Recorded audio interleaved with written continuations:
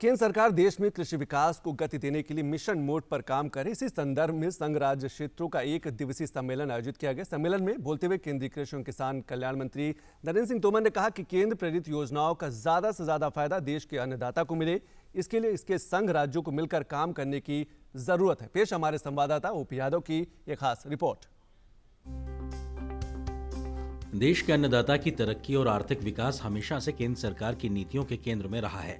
राजधानी नई दिल्ली के विज्ञान भवन में आयोजित संघ राज्य क्षेत्रों के सम्मेलन में बोलते हुए केंद्रीय कृषि एवं किसान कल्याण मंत्री नरेंद्र सिंह तोमर ने कहा कि ग्रामीण अर्थव्यवस्था में सुधार हो, इसके लिए केंद्र प्रेरित योजनाओं का किसानों को ज्यादा से ज्यादा फायदा दिलाने की जरूरत है।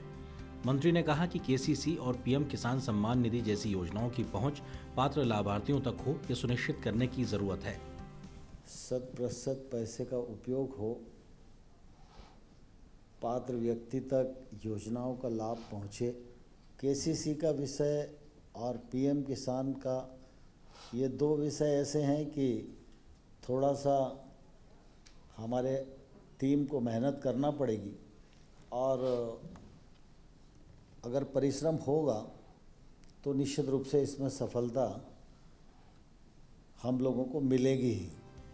इस अवसर पर जम्मू कश्मीर के उपराज्यपाल मनोज सिन्हा ने कहा है कि जम्मू कश्मीर की जीडीपी में कृषि का एक बड़ा योगदान है और इस तरह के कार्यक्रम उसमें एक बड़ा मील का पत्थर साबित होंगे।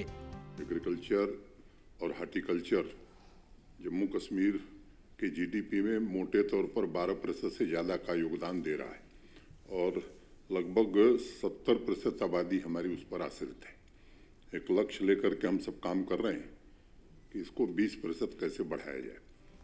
सम्मेलन के विषय पर बोलते हुए लद्दाख के प्रगतिशील किसान डोरजी आंगचुक ने कहा कि केंद्र सरकार की योजनाओं की बदौलत आज लद्दाख जैविक खेती का हब बन रहा है।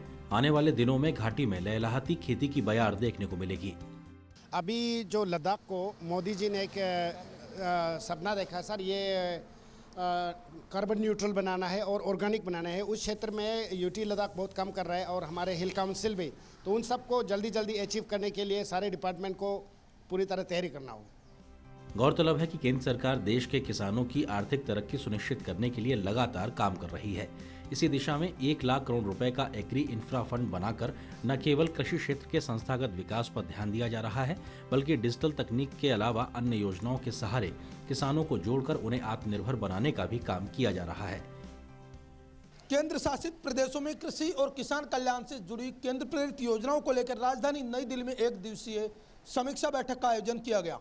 निश्चित तौर पर इस तरह की बैठकों के आयोजन से एक और जहां किसानों के कल्याण और विकास से जुड़ी योजनाओं को जमीनी स्तर पर अमली जामा पहनाने में आने वाली दिक्कतों के सार्थक समाधान में न केवल मदद मिलेगी, बल्कि कृषि विकास के लिए भेजी जाने वित्तीय राशि के सार्थक और समाधान करने के साथ साथ बेहतर उपयोग करने में भी मदद मिलेगी।